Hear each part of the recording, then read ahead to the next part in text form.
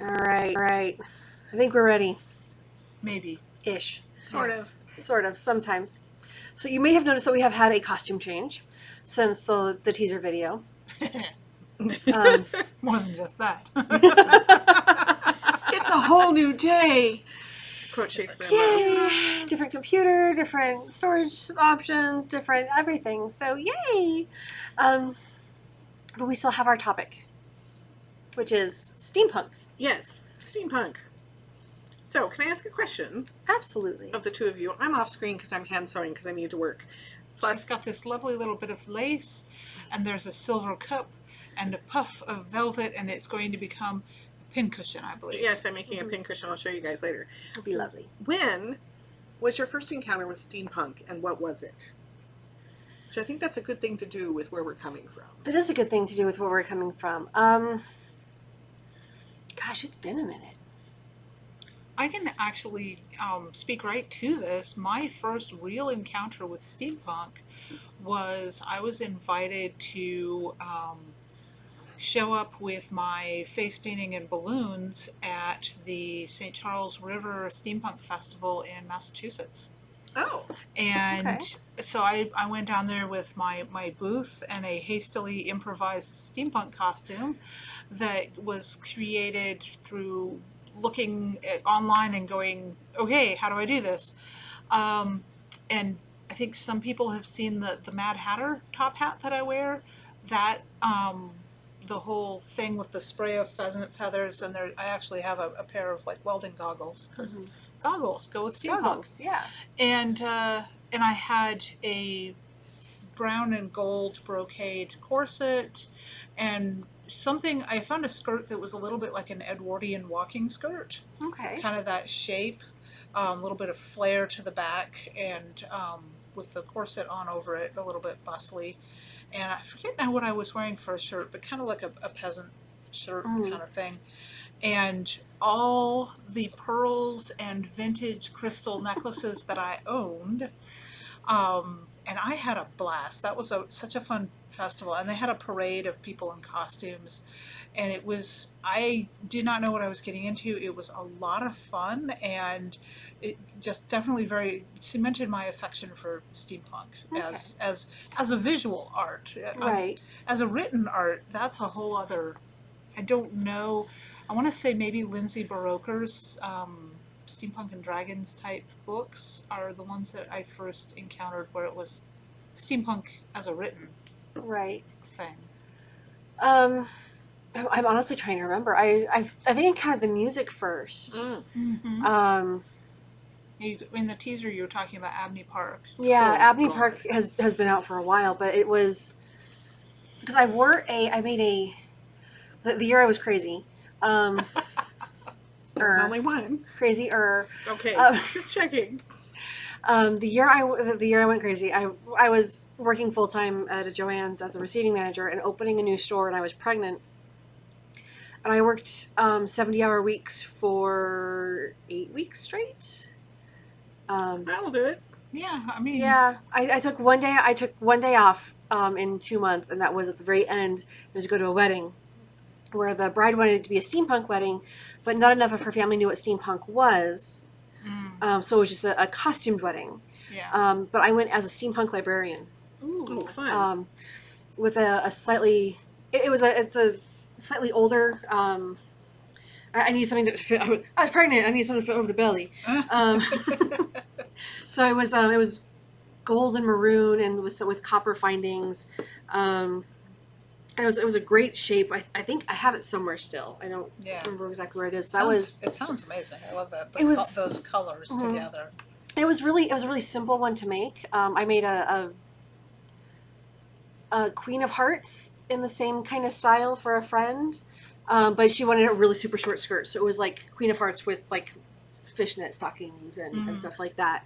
And a pirate costume for a friend. And I honestly, I was making these costumes while I was working full time while pregnant and spending about half my time in the hospital because my roommate had broken his ankle off. So I was the only person he had nearby, so I'd go and see him and then go home. And so if I didn't fall asleep on the couch. Yeah, like I said, the year I went crazy was. I think that's a great time to discover new things. But I did the Steampunk Librarian, so that was 13. That was 14 years ago. 13 years ago. Because it had been 13 years ago. And but I was one of my the reason I did the Steampunk Librarian. It was one of my characters that I had played in a D&D setting in the the end of 3.5 when they did a contest to have someone design a new setting, and it had the Warforged and steam powered trains, and I actually went to the launch of that and met the author for it, Cool. and bought it was like we were the only people there, and I'm like, this is so great! I get to talk D&D with the person who wrote a setting that I really liked for 2 hours. That is awesome. That was a lot of fun. So that was, God, that had to have been 15, 16 years ago. Yeah, because the year I did the Steampunk Festival would have been 2013 in the early spring, I think. Yeah, because the cherry blossoms. I have So so it lost was- track of time. Right? Yeah, so it was 'Cause I just fairly realized- early in the year because I moved to Ohio in May of 2013. So I realized my first encounter predates this and is more than 15 years ago. Well, yes, but But I'm doing it by my children's ages because I've Same, like Yeah. same. It's like, Going where was I backwards. living, right? yeah. yeah. So my first encounter with steampunk was I was on LiveJournal way back in the dark ages of time, when LiveJournal was not owned by the Russians, and this image went past of this Asian gentleman with his head turned to the side, and he was wearing a dusty frock coat. It was just from Oh, his I chest know up. that picture. Yeah, and it was like, what is that? that And he had this right? cool headpiece. So I started looking around for it more because it was a new trend in clothing and costume. And I just realized this is like 2009. Now it's earlier than that because it's before Katie was in high school. Oh, God. But what I ran into Abbey Park because they had been playing at the Fairy Worlds Festival. And I also ran into a couple of other people. And it was still pretty underground at that point. But it was an offspring of positivity from Victorians' explosion into adventure. Yeah. When Victorian England went out into the world in their brown traveling stuff with the newfangled goggles for driving their fancy new steam cars. And I'm not really sure where the steampunk came from, the name of it came from, but it was just beginning, and it was kind of a reaction to a lot of the negativity and flash of the 90s in a lot of ways. And it was moving into Well, I think it was technology being a cool thing. Well, and I think it was also a reflexive against cyberpunk. Yes, because cyberpunk is so dark and dreary. Right. I mean, I'm sorry, the world of Blade Runner is amazing, but wow, dark. Yeah. And steampunk was, look at all this cool stuff we can do. Actually, Right. I think I can pinpoint the very Oh, first good. moment. And it's someone we know, and it might surprise you. Yeah. It was Pandora Celtica. Did their yes. and they did their whole you might tell about Pandora. Okay, so Pandora. I first met Pandora Celtica in 2003 at I know it was 2003 because I was pregnant. Things we remember. Things you remember. We date So now our you know. children. Yeah. Right? At a no longer existent it was the science fiction and fantasy art convention. Oh, cool. And they wanted music, and they wanted artists, and they wanted writers, and I actually did the entire literary track. And that's actually where I met a whole bunch of people. But I first met Pandora Celtica in 2003 Oh man, so jealous. at Opus Fest. Okay. And this is like the early Yeah. iteration of their band. Pandora Celtica did. They eventually morphed into Happy Songs of Death. They did a lot of sea shanties and Irish songs. And their first. I remember the first outfits they were wearing. It was very like Bohemian Pirate. Totally made sense with what they did. And like 3 or 4 years later, at least Chaz was wearing goggles and had morphed his costume into Steampunk Pirate. Yes. And it was wonderful. It was one of the coolest things I'd seen. I'm like, where did this come Where from? did this come? It was Yeah. such an explosion of difference. Yes. And positive difference. And a lot of people say when Goths discovered brown, but the Goths didn't go this way because they were all about No. depressing and miserable. Yeah. This was a whole different belief in the possible Mhm. from and latching onto that time frame when people were out exploring Africa, their goggles, those things, Right, and it doing was so very cool. you know, and then we had the Mummy, and then we had the League of Extraordinary Gentlemen, and Yes. and so Mm-hmm. where the visuals were boggling. I Yeah. think the first steampunk movie was probably Brazil, Probably. because Brazil is the first one. If you remember the Terry Gilliam movie, I you've have seen- not seen it. Wow! Herb and I went to It's this movie. nuts. And we sat through the movie, and we'd never seen a world that insane. Because it was all typewriters and Yeah. weird, and it was like it's it was absolutely very, insane. but it's- very steampunk, and Yeah. it was like the very first inklings of it. Mhm. We watched the whole movie. We sat through the whole credits. We just kind of looked at each other, and we just kept sitting there, and we watched the whole movie again because it was so weird. Mhm. But it was very much that aesthetic. It was, Yes. yeah. So, but oh my god, It was very much like it feels like a Jules Verne revival was going on for a while. yes, very much so. Particularly with the League of Extraordinary Gentlemen Oh and god, yes. God, that movie. Oh man. and the So that's Journey to probably the Center a of the good Earth. place for people to start then, if they're looking to Mhm. For beginnings. figure out what you want to write. What we are looking for in the steampunk anthology, it would be like League of Extraordinary Gentlemen, Journey to the Center of the Earth. And it doesn't matter which Journey to the Center of the Earth, because there's Edgar Rice Burroughs, there's Conan Doyle, there's, I believe, Verne did one. But So it's morphed and grown in so many interesting ways. I mean, Oh, Jim yeah. Butcher's latest series, the Cinder Spires. Aeronauts. Cinder Cinder Spires, Spires. the Aeronauts. Aeronauts is Yeah. amazing and Yeah. firmly in the steampunk tradition. Absolutely. The Grimoire series from Larry Correa, Yes. very firmly in that. Well, I think that's technically diesel punk. Well, it's diesel punk, but But- it's got Yeah. It's got that feel though. yeah, Clockwork Angels Clockwork by Angels. Kevin J. Yeah. Anderson and Neil Peart, which is Shadow actually and Bone. based on, which goes into the music because Neil Peart was Yes. the drummer. Yeah, Oh my god. yeah. What I want to see, because I don't know if it's technically steampunk, but if you had a little nuclear reactor, it produces steam. Mhm. So you could absolutely do the whole like airships powered by steam, but it's being generated by a nuclear nuclear power. reactor, a little tiny one, like a suitcase one. People in Oregon, out of Corvallis, not out of OSU, Yeah. have spent the last 15 years developing a portable small nuclear power reactor that can power small cities. And they've gotten approval recently, which is Yeah. kind of a fun thing for people if they want to attach to possible technology. So Yeah. And that's the thing too, which is that usually we associate nuclear with high tech and more science fiction-y kind of things. But what if nuclear power or nuclear concepts were developed much earlier and we bypass the internal combustion engine and we go from coal-powered steam to nuke-powered steam? yeah. So there's actually a romance book that kind of follows that. Really? It's how cool. Katie McAllister. She did the first one I ever read from her was A Girl's Guide to Vampires. It was so much fun, and like her entire vampire series is all puns. But she did one called Steamed. And a guy like falls through something or grabs a device. I don't remember what it was, but it's a portal fantasy. He goes somewhere else, and he ends up on a pirate ship. And he's like, why aren't you? And he's like, if this is what this is, then he was really into steampunk, really liked it. Oh, yeah. Ends up on a ship, and the captain of the ship is a woman dressed in a very appropriately attired, with her corset on the inside and a heavy cotton dress to keep her from getting burned from smutty. the heat. Yeah. How And he's dare like, she be dressed appropriately? and he's like, so where's your corset? She's like, why would I let you see my underwear?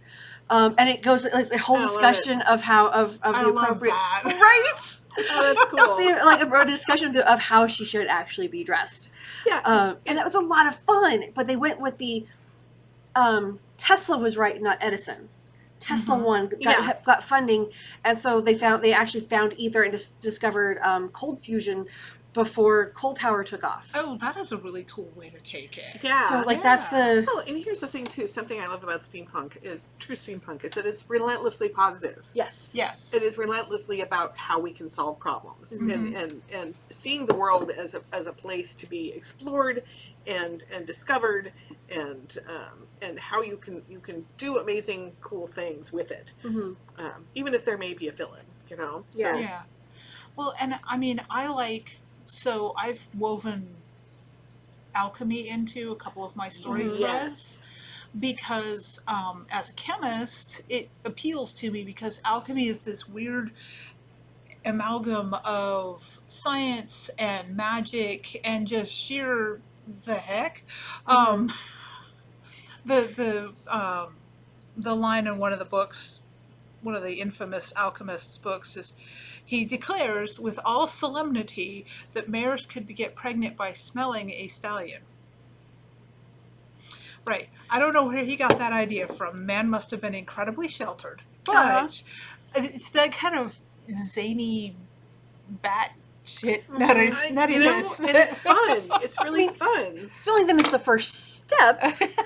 So, I mean, like, one will lead to the other, but there is a whole bunch of mechanics in the middle of that. That's that's required. Including take a shower. Right. But I think I think that alchemy goes well into steampunk as well. Well, and magic is too. Mm-hmm. I mean, because people have worked in different kinds of weird worlds where the steam and just like I was saying, Shadow and Bone is another one, or taking a trope and turning it on its ear. Well, in Gail Carriger's series. Oh, right. Yeah. Parasol. The Parasol Protectorate. And then Yeah. there's the offshoot YA I haven't series. read those, Yeah, but there's parasol dueling societies. I love it. Why are we It's not so doing much fun. this? I have a parasol. I don't want to duel with it. I like it. I have a vintage little tiny Oh, Victorian cute. parasol up there. So We'll have to mine do is not vintage and it's not tiny and it has a snake skeleton on it, but it's intended to protect me from the sun. I have this amazing parasol. I need to replace the silk on it because it's shattering, but it's up front, and I'm just like, I think I've seen that one. It's gorgeous. Yeah, parasols. We want parasols. Oh, that's so cute. Wait, you were going to show it. It's not done. It's not all Oh, decorated wow. yet. But here, it's got like this little piece of lace on it. So I just sewed that on. Dickens hair is coming. So. But you could absolutely do a post-apocalyptic too, where the only there is no gasoline left, so everybody has to figure out how to. If you want to move places, you figure out how to make things work, and so you get the small, nuclear generators, to and convert things to steam power, which could be fun. Absolutely. And that's where Abney Park is they're post-apocalyptic.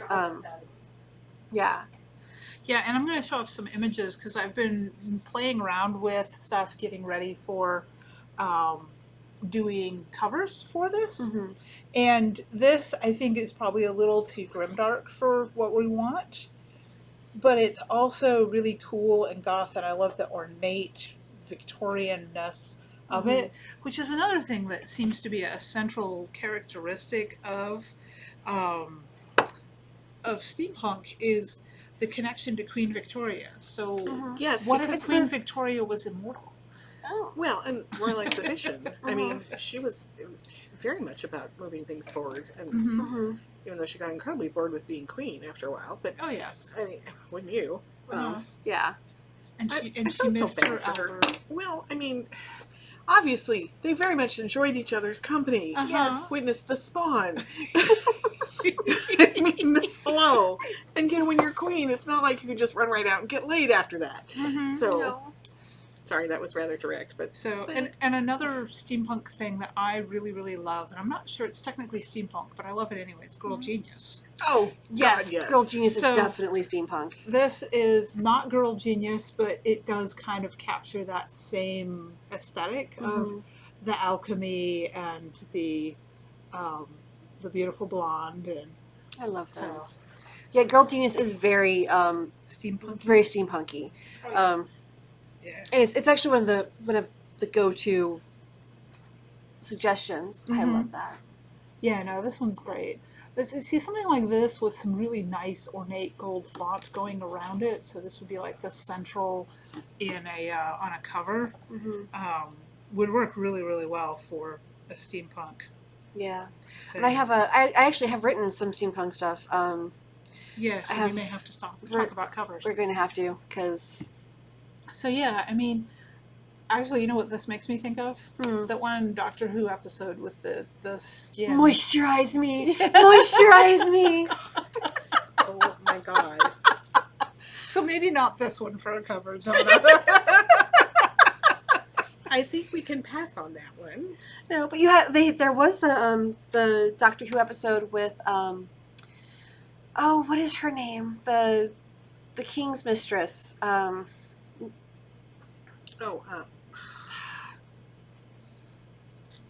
I love her. I love her as a character. She was so brilliant. But there's not the Antoinette. It's the. I love that. Yeah, I kind of just want to 3D print that one. I need that on a pin or something that I can just like put somewhere. Yeah.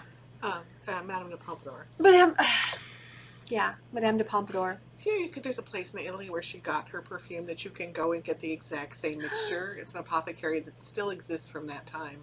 I did not need to I'm know going to this. talk about something steampunky. Oh, yeah. Is that kind of stuff where you have this amazing room from the 1700s and I want to see a story set in the bizarre Natural History Museum in Florence. So, God, that'd be so cool. Yeah. Or the one in Paris. There's an absolutely enormous one in Paris. Yeah. Well, the one in some Florence has the weird animals that are stuffed incorrectly combined with the wax museum of bodies for medical students to study. Oh, which is like the Modern astonishing. Museum. It's actual wax castings of bodies, which was the response to that. Of course, you can't go in the women's room for the women's pregnant part without somebody with you, but it's still, that's what they were doing then, is they were doing these amazing things of discovery and trying to figure out the world around them. Yeah. And I don't know why I associate moths with it as well. Yeah, Maybe because moths are often brown and gold. might be. I can see that. I have I actually have a silver and black steampunk corset with that has a skirt that needs to be redone because oh my god. I don't mind a short skirt, but and then there's just the absurdity Bizarre. of something that it could be really, really fun and super detailed. There we go. So I'm not trying to reflect. Those aren't cats, but they do look a little bit like a cat, don't they? Mm-hmm. Maybe they're otters with mustaches. Oh my lord. We I should don't know post what that a is. series of pictures and collections. Because remember all those little tiny bugs I did with the Oh my god, steampunk yeah. thing? Yes. So I used to when I actually wrote on a blog regularly, I did Steampunk Wednesday. Oh, And I went and found like just the coolest. I did for like Easter. I Yeah. did steampunk Easter eggs, and I did computers, and I had a whole bunch of them. I had a bunch of dresses that I thought were really cool, like that weren't necessarily steampunk, but the aesthetic was obviously there. They just needed a pair of goggles or something to go with them. But it was. But I mean, because steampunk is such a visual medium, It is. putting it into text is going to be a bit of a challenge. It can be. But I think it's more about understanding the attitude and the viewpoint of the particular steampunk you're doing. Yeah. And it doesn't necessarily have to be the standard steampunk uniform. No. Of course, a bustle skirt, striped tights. I mean, it's Right. pretty interesting to me how it's fallen into tropes. It has. It's- It very it's- much has yeah. its thing. Yeah. We did a steampunk Taming of the Shrew. June Ballet. That was fun. Yeah. Wow, the sets were amazing. But I was going somewhere. I got distracted. Well, you're talking about costuming. Costuming is like, And I it's too think- easy to fall into tropes with steampunk. Yes. It's like slap a gear on it. There's even a song about it, which I Right. should post. I put it in the Discord. I will. I'll post it on. I'll put links Yeah. in the comments. Mm-hmm. And so I guess the thing too with this is to try to avoid the standard tropes at the same time. Yeah. Yes. So Yeah, and because I think there's so much material. I mean, just sheerly talking about the exploration of this is the era of the orchid madness. yes. Oh wow! Yeah. Yeah. So I mean, they were bringing back all kinds of whatever they could find that caught their interest. They were bringing it back to England and trying to grow it. So the big conservatories, the big glass houses. yeah. This is the Yeah. era of that. Well, yeah, there's also, okay, so when we were teaching, when I was back teaching at the high school, we took all of our students up to the 4th floor of the library at the University of Oregon, where they had manuals for how to run machines, steam machines that don't exist anymore. The drawings in that The drawings are amazing. spectacular and it's also a potential source to go and, go do some research, you know? Yeah.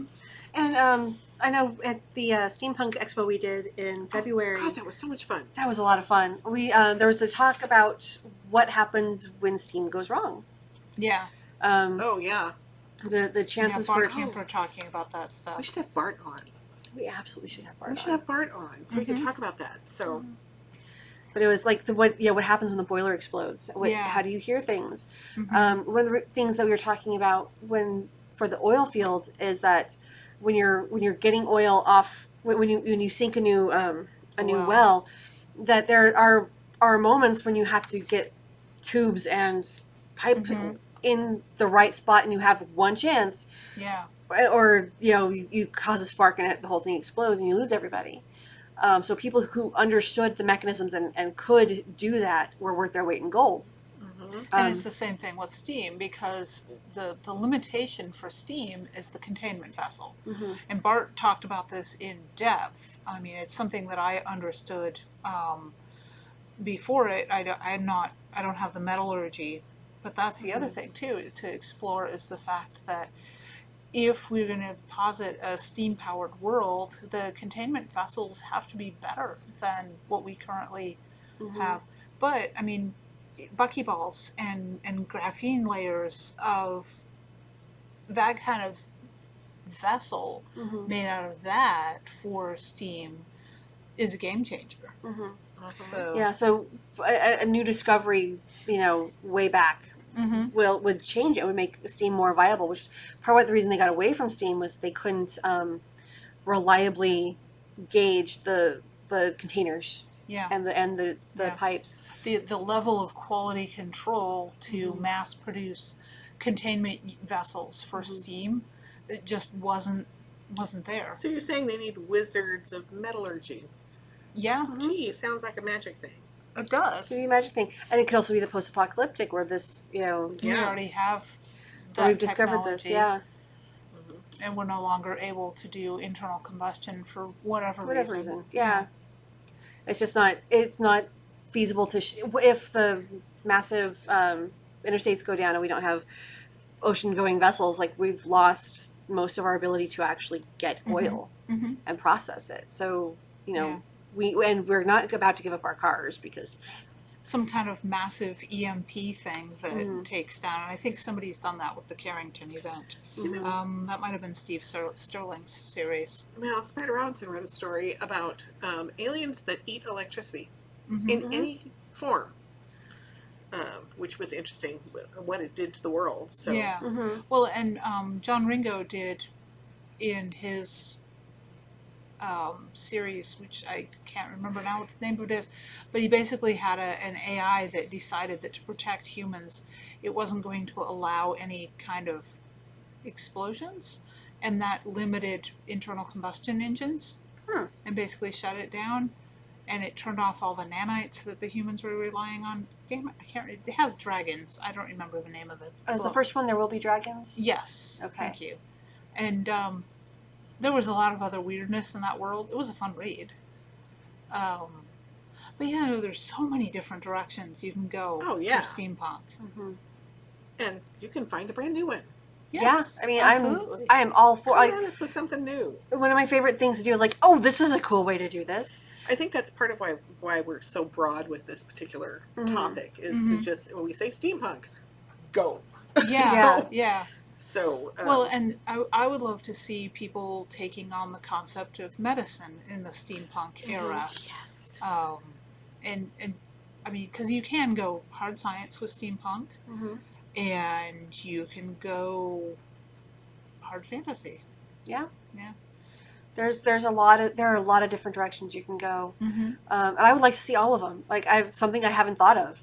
Yeah, There's airships if you want to do intercontinental travel, because the Kraken exists and is actively pursuing ships. Ships, yeah. So you have to find a way to get above sea level and go that way. Yeah.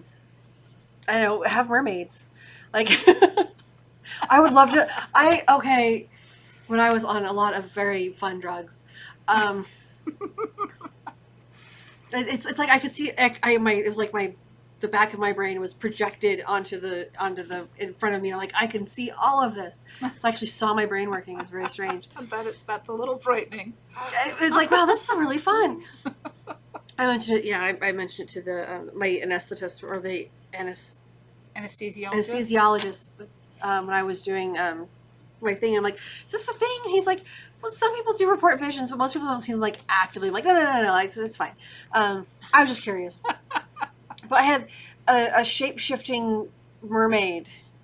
And not like your like pretty Disney like Little Mermaid, but like what would an actual mermaid look like? And I had one that, he had a shape-shifting mermaid where I could like there was a device and there was like goo and it was That doesn't sound. it was fascinating to my brain, but it's like I would love to see stuff like that, and you can go into like, I don't want to say grotesque, please don't be like disgusting.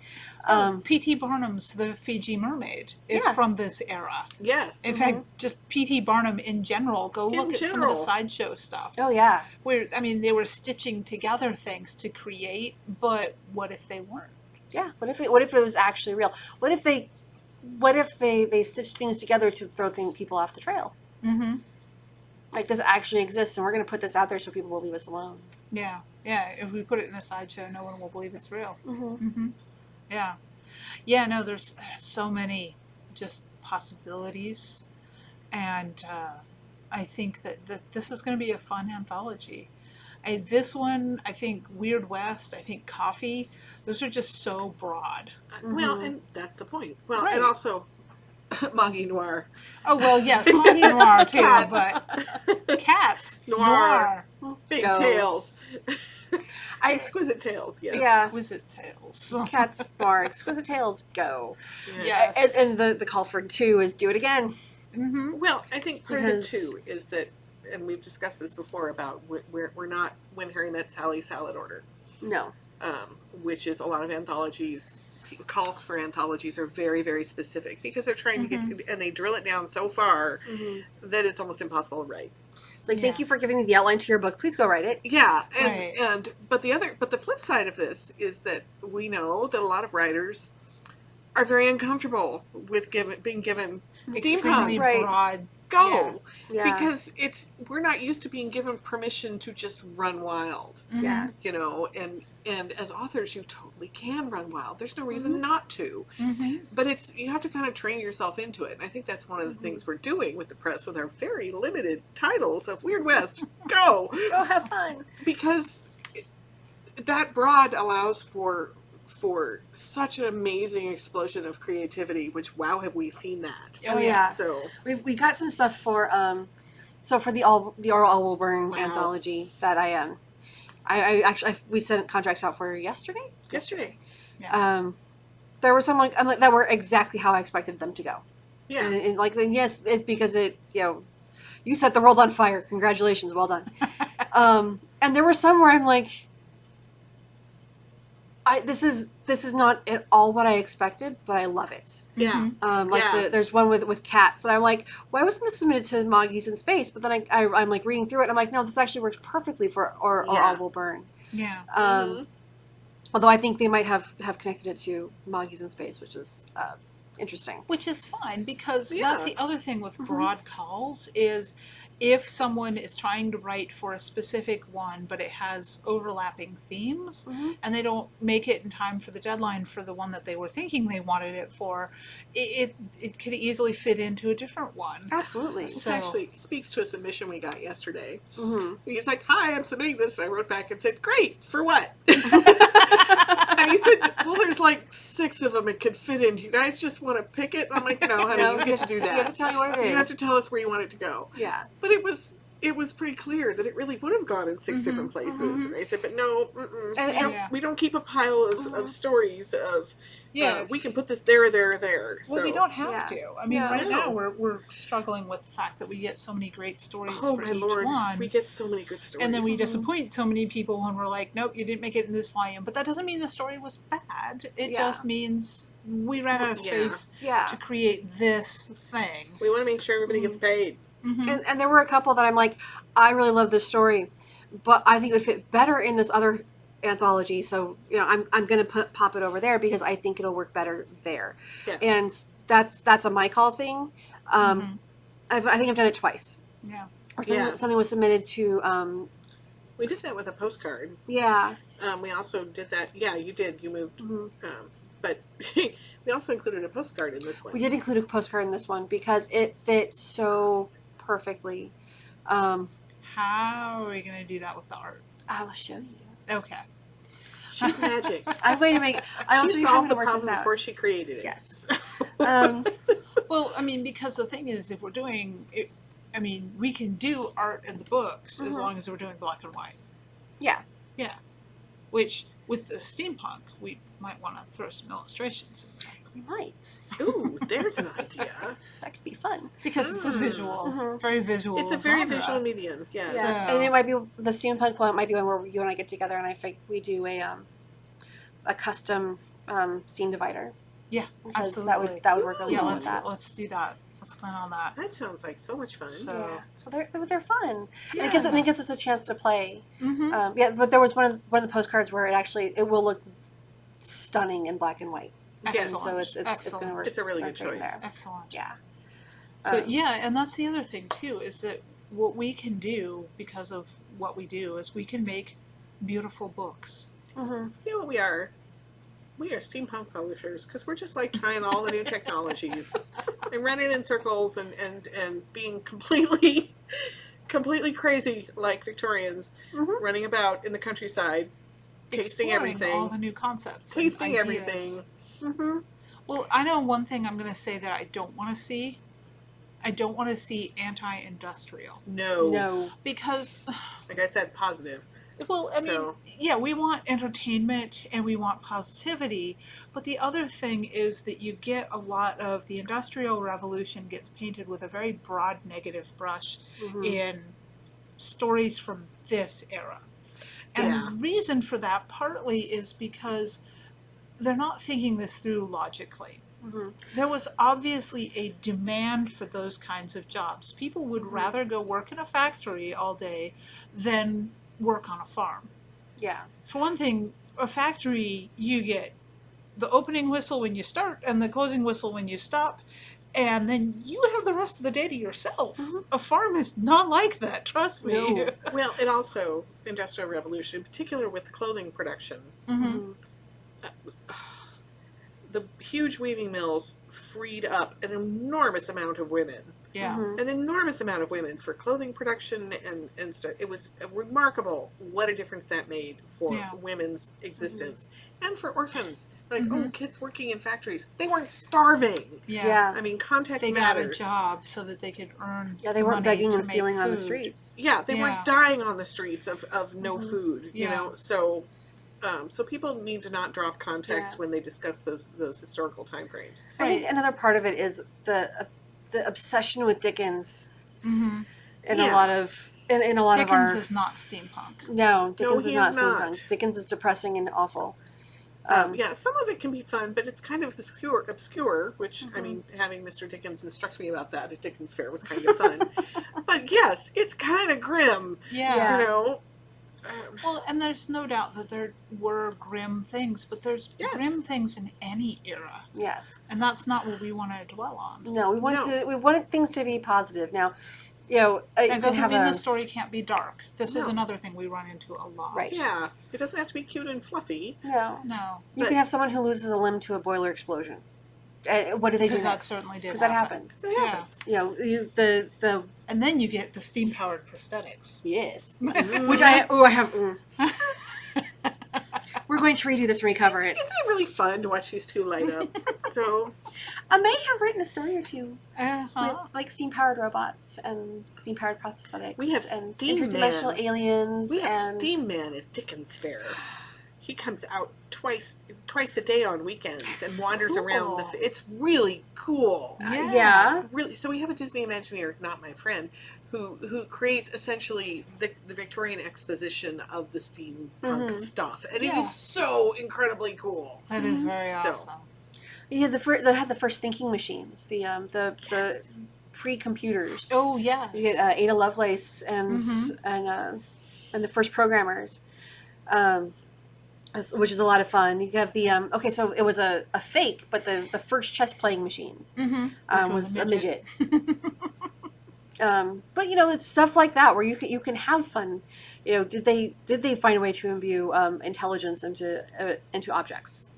Well, and How the did they other do thing it? too is that this is the era of Conan Doyle Mhm. and a little bit Harry Houdini, but more that. So at the end of this era, because it's not really strictly Victorian, Mhm. you had seances and mediums and fortune tellers, and all of that was really, really popular and common. Mhm. Yeah. I mean, Robert Downey Jr.'s Sherlocks, which are not really Sherlock, but are wildly fun, Oh Yes. had Absolutely. that feel. So, yeah. Yeah, those are another one that's a good Mhm. feel for what we're going for. and Yeah. men dressed so well. Mm-hmm. So, They did. It was. Yeah. that was the nice part of the steampunk exposition was they would get dressed up and it was like, thank you. So, Yeah. Yeah. Yeah. sorry, I I had do- a moment there. No, Distracted. no. So, Oh, I do appreciate a well-dressed man. Yeah, Me too. and it's an era. I think the steampunk aesthetic. One of Mhm. the reasons that it got jumped on, and in goth, same, Mhm. is it gives men a legitimate outlet to dress really snappy, Mhm. and that's not something that the modern era really gives men. no, it does No. not. And I will tell you, some men who look horrible in modern area stuff, they just look like schlubs wandering Mhm. around in their jeans and t-shirts.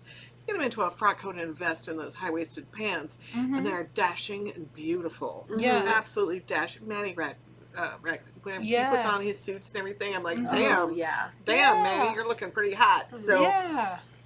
I think Logan leans into the steampunk aesthetic a lot. Mhm. Now he does it in with darker stuff because he's metalhead and my Yeah. child. Yeah. Goth made a baby goth. Like that's just how that happens. it sort of happens. Yeah, Baby bats. baby bats. He's I taller love than I am. but- almost familiar stories. Yes. Yes. So, yeah. Yeah. I have to bring my kid and his zoot suit over Yes. and have Jonna it do needs fixing. things. Because I think he's at a point where he's not going to change too much in size No, and his shape. shoulders are definitely, but it doesn't really matter for the zoot suit. So, Yeah. Because Yeah. it's a great striped suit, and it was like $13 at the thrift store. Oh, and it's I perfect. jumped on it with both feet yes. because he likes dressing up like that kind of thing. I'm going to encourage Yeah. that. Yeah. So, I mean, So. But I love that dressing well is counterculture right now, which also leans into the steampunk. Oh yeah, no, definitely steampunk is very counterculture. Yeah. well, Yeah. it's weird. It was a lot more counterculture 10, 15 years ago. Mm-hmm. I mean, when you have, steampunk patterns appearing the Simplicity pattern books, Which Yeah. don't use those. It's no longer I mean, they're countercultural. please don't use those. But it's like, ooh, put some goggles on your top hat and wear a brown corset and put on this bustle thing, Which and I suddenly did- you're steampunk. Which I sort of did when I first put together my first That's because you're costume. trying to figure it out. Because Mhm. it's always somebody's first event. Yeah, So we can be kind and gentle with that. right. and the cheap and quick and using what you've already got and Mhm. just adding a couple of things. Like there's several things in my wardrobe that I could turn steampunk very Yeah. quickly. Well, and I've been developing this costume because Brian Lee Nadd told me that he always thinks of me as kind of like a feminine Victorian era Doc Savage, which is very Which is- steampunky. It's very Yeah, steampunky. absolutely. So I've been This sounds like a creating. series that needs to be written. I know. No, there's so much MidJourney art, so much. But so I've been creating this costume for cons now that involves the recycled sari skirts, and I've got the 2 tailcoats.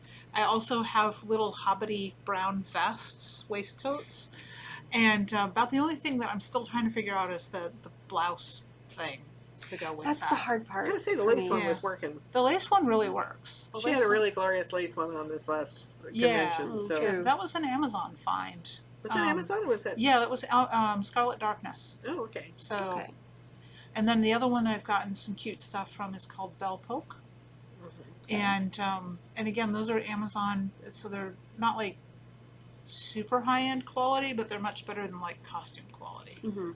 So they're wearable. I don't know that they would last forever if I wore them a lot. Yeah. So I tend to shop for pieces like that at the Renaissance Festival. mhm. It's like I'm going to go pay $50 to go shop at the mall, but You guys need to come to Dickens Fair. I mean, seriously.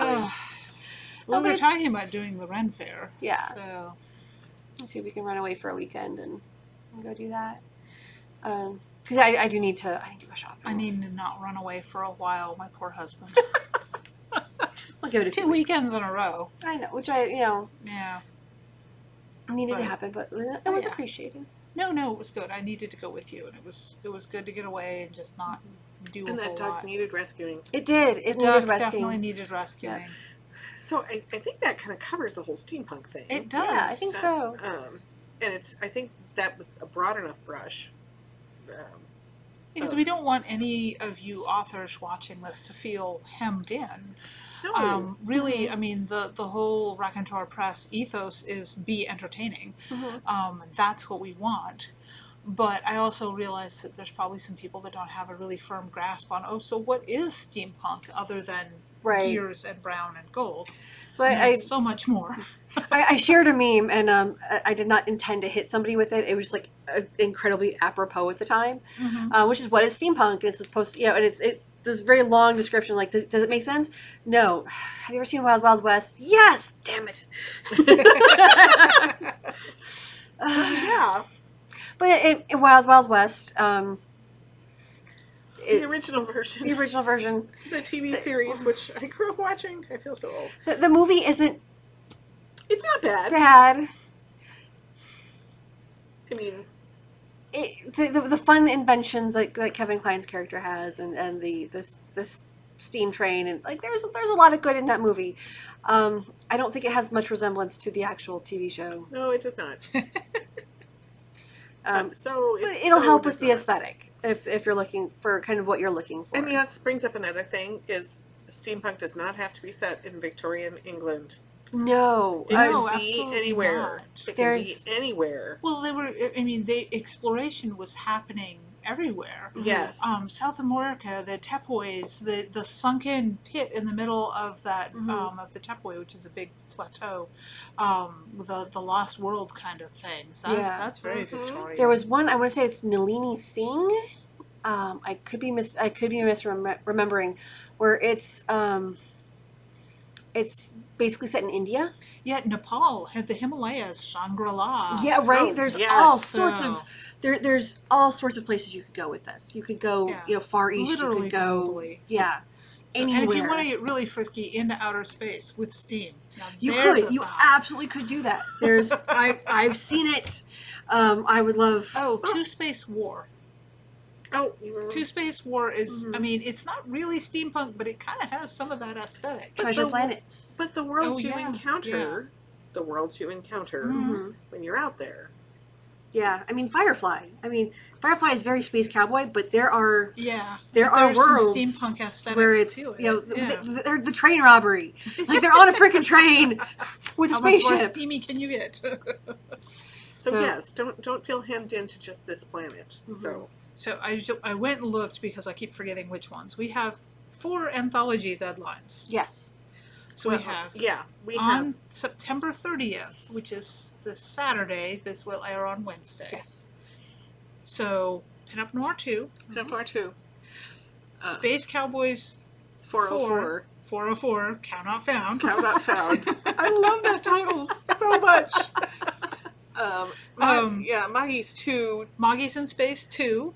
which it's not on the Raconteur Press page, but because I left it off because I Because thought it we was the already have a 31st lot because we have a of- ton of stories, but we still have Maggie's 3 coming, so Right. still send them in. And then what happened was Volume 2 of the Spriggle Chronicles. Yes. Yes. And we definitely want stories still for all of those. Oh, yeah.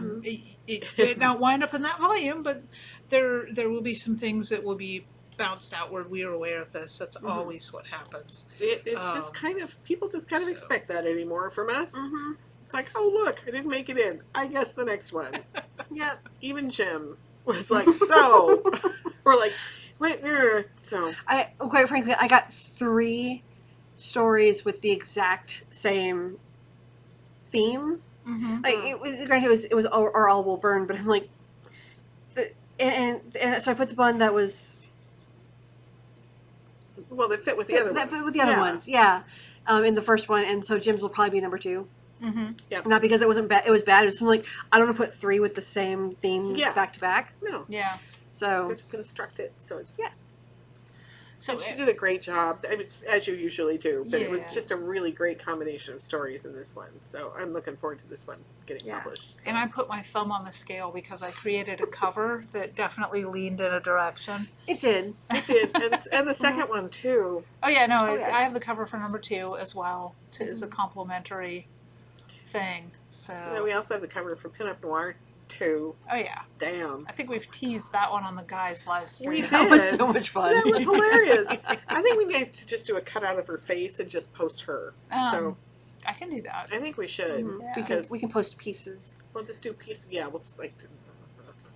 I won't show you guys that. Let's do a left arm. Let's like right here. It's hair and Beth's face. And... Because that can be fun. So yeah, that's kind of where we're at. So Yeah, I know we've got a lot going on. One of the things that Courtney and I talked about while we were off running away for the weekend together, which was fun. We rescued a rubber duck. Yeah, which has now become a thing. it's a thing. It's a thing. No, we talked about guests on the broadcast because Yes. you're going to be gone for a whole long time. 2 months. And so we were talking about having special guests. So if you guys want to see anyone in particular, I mean, Rita is a must-have. We will have Rita on somehow. Yeah, 'cause so she's that might incredibly be closer busy. to Christmas. So But Yeah. she's incredibly busy, so we'll make that work. But if you guys would like to see anyone in particular as a guest appearance on the broadcast, let us know. they all get to meet my kid. Yes. Oh yes. Yes. They all get to meet my daughter. Yeah, We'll that'll See that be we breed true. that'll be the live stream for. Is that live stream? I think. Let me check and Yeah, see if that- she's here. If I can continue to chat there. So Um, yeah, if you want to leave in the comments that what you would like to see for a guest, and yes, there will be a live chat when this airs. But if you put it in the comments, it's easier for us to find later. Or you can email us. Yeah, you can absolutely email For sure. us. Also, any topic suggestions, and this is just in general. We're always looking for input from you guys so that we can talk about what you are interested in and would like to know more about. Yeah. Well, yeah. I So- mean, because we tend to just wonder about what we've been thinking about or talking about earlier in the day, and wow, does that get interesting sometimes? Sometimes, yeah. Yeah. Well, it's kind of fascinating how that develops. So, Book recommendation of the week. oh, Because you got me reading it. Okay, so I gave this recommendation to Cedar with this book is amazing and it destroyed me. I ugly cried at the end Yep. Um, Yep. So did I. because it's But worth it. So it's post-apocalyptic sci-fi romance, very heavy on the sci-fi. Okay, Yes, very heavy on the yes. sci-fi. If you don't typically like romance, deep philosophical themes. This is not a light romance read. it is not. There is sex. There is sex, but this is very much a sci-fi, science fiction, heavy on the science fiction. It's called Dustwalker by Tiffany Roberts, Yes. and it is amazing. Yeah, no, it was a really good read. And I mean, a lot of the times when you and I are talking back and forth, we're doing more of the fluffy romance. I have discovered a new code word for when I want light and relaxing is cinnamon roll. But this is not that. is there bacon? There were snacks. I was going to say, because I mean, a cinnamon roll with bacon rolled in it is pretty damn tasty. Oh yes, Yes. but it's cinnamon roll's a type of character, Right. Yeah. But Dustwalker is not that. Dustwalker is I mean, it was a compelling read. It sucked me right in. I started to read it and I actually deliberately put it down because I didn't want to stay up all night reading. No, and this one will keep you up all night. I did it in an audiobook because I was doing it on a long road trip, and if I read it while I was trying to sleep, I was not going to sleep. We're No. not sleeping. Yeah, that's why I put it down and went looking. And when I found the little cinnamon roll romance, I was like, oh, that sounds like more what I want for relaxing and going to sleep. Yes, Dustwalker is So- not a relaxing read. No. And like I said, I ugly cried at the end, and it was. It is intense but worth it. beautiful. Yeah. Yeah. Oh. So It's I very- won't read that one right now. No. I'll save it for Dickens Fair when I just have the whole week of doing nothing. Yeah. So It's very cathartic. Mm-hmm. Yeah, no, it's really good. And the other one that I read that was really, really good, I actually read it before it was released, but it was released yesterday, so I can talk about it now, is John Van Stry's Stand Alone. Oh, It is fabulous. oh my Cover's God. gorgeous. He goes in a different direction. I mean, there's some pretty classic space opera things going on, but he stands them on their ear.